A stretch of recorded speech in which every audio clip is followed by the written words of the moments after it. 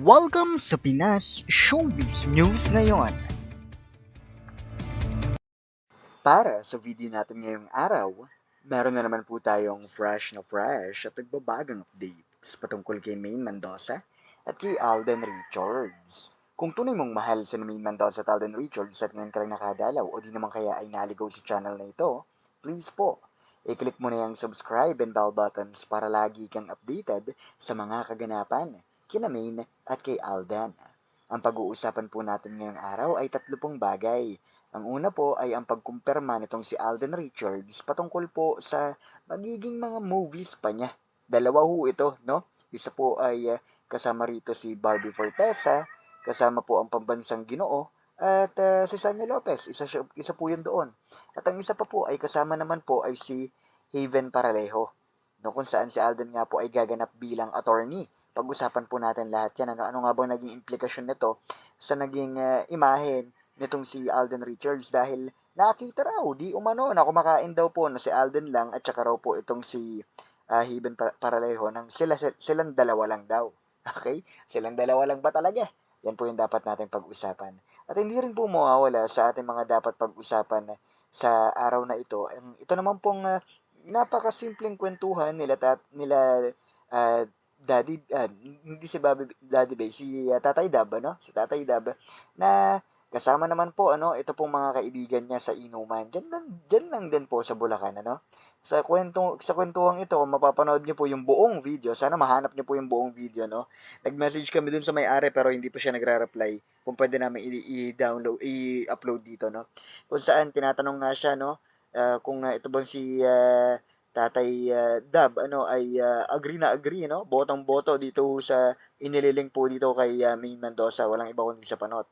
At paano nga ba sinagot yan ni Tatay Dab? Yan po ang pag-uusapan natin. At bago nga tayo magpatuloy, pahayaan nyo muna magpasalamat ako sa mga subscribers and viewers natin na patuloy ang pagsuporta at pagmamahal kay Maine at kay Alden nang wala pong ibang hinihintay na kapalit.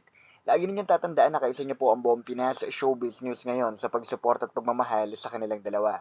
At kung nood ka nga ng nood ng mga video updates natin pero hindi ka naman ako subscribe, naku na pa hinihintay mo, i-click mo na yung subscribe and bell buttons para lagi kang updated sa mga kaganapan sa kanilang dalawa. At kung marami ka pang kilalang mga Aldab fans na nandyan ano, sa labas, nako, tawagin nyo na po sila at magsama-sama po tayo dito. At bago nga tayo magpatuloy pa, naririto mga komentong napili ng aming team patungkol sa mga updates natin kanina. No?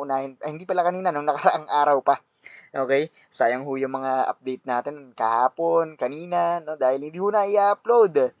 Gising-gising naman, ano, dyan sa mga internet connection dyan. Lalong-lalo na po ang shoutout po, no, sa Converge. At para naman po sa una nating komento, narito po si Miss Doris Latupan. Sabi niya rito, kapit lang, True-Blooded Aldab Nation, mas lamang pa rin tayong mga genuine ang love and trust sa Fulkerson couple. Isa tayo sa kinakapitan nila, no, bukod sa Diyos. Di man nila masabi verbally, through their actions dun natin nararamdaman, lalo na sa mga pahiwatig nila, no. It's true. Hindi nagkataon lang ang mga sagot sa mga interviews dahil obviously, no, pinag-uusapan talaga nila pareho.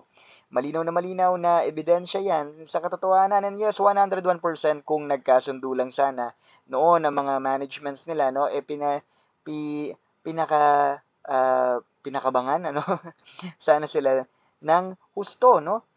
Pareho kasing gahaman ang magkabilang panig, 'di ba? Pinakinabangan po pala 'yon, sorry.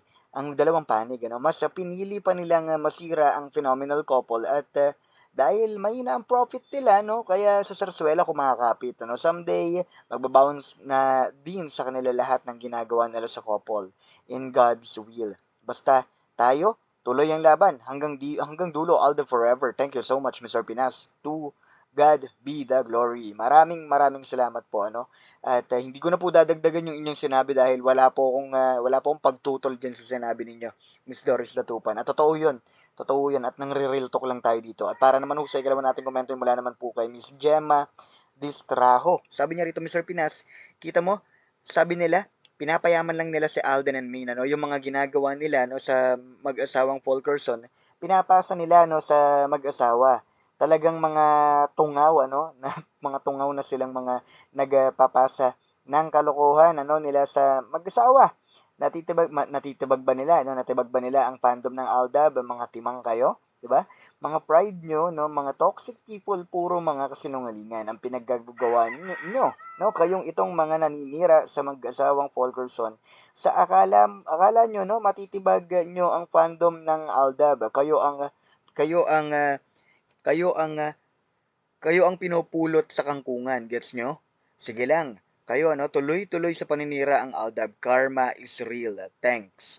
At bukod po dyan sa sinabi ninyo, Miss Gemma Distrajo, no, totoo yun. Na kapag ka nangyari nga po yung ganyang bagay, pinagpatuloy pa po nila yan, makikita at makikita nila na hindi po nila matitibag ang buong Aldab Nation. Dahil ilang taon na ho tayo nandito. 'Di ba? Alam nyo yun, iniisip pa lang nila kung paano nila sasamantalahin itong si Mina tsaka si Alden, nandito po tayo. At hindi natin papayagan yung mga ganyang bagay na mangyayari na. Alam nyo na, walang tututol. Tayo nandito para maging boses nila. At para naman po sa ikatlo nating komento, mula naman po kay Miss uh, Emilia Ilsanan. Ang sabi niya rito, Mr. Richard Fulkerson, mamili ka ng proyekto. At this time, ano, isama mo na ang asawa mo. Huwag sunod ng sunod sa management mo. Dahil gagawin ka lang uto-uto, no? Gawa na kayo ng movie ni May na Alden Richards, kung pwede isama nyo sa project ang mga anak nyo, no? Mas magaling, ano? Billions ang kikitain nyo, at least sa company, no? Para matauhan ang mga Marites at Marisol. Lalo na ang bakla na si OG Diaz, ano, Christy Demonyo, at si Lolit Solis, no? Ang mga kasama pala ni Christy, no, sa ng mga pangit na matatanda na bakla, no? Tingnan ko. Well, sa ngayon po, no, yan sila Christopher Min at saka po yung si anong pangalan na to? Si Manay Lolit, ano? Nag-aaway-away po. Hindi ko alam kung pakulo lang nila yan. Hindi ko alam kung gawa-gawa lang nila yan para mapag-usapan din po sila, no? Dahil ang lakas magpakalat ng mga fake news, ano? Sinasabing wala na raw yung Katniel, wala na raw yung gantong magkasintaan, tulad ng ginagawa nila kay Mina at kay Alden, at ngayon pinapahiya po sila ng kung sino-sino. Kasi hindi naman maganda kasi yung ginagawa nila. 'Di ba? Maraming salamat po. At ngayon pag-usapan po natin ang isa sa mga sentro ng ating mga updates. Wala pong iba kundi ito pong unahin natin yung video na nakita po, no? Sabi nga nila, nakita raw itong si Alden Richards at saka po itong si Haven Paralejo, no, na kumakain daw po mag-isa. Isa lang po ang masasabi ko rito. Hindi po sila mag-isa dyan.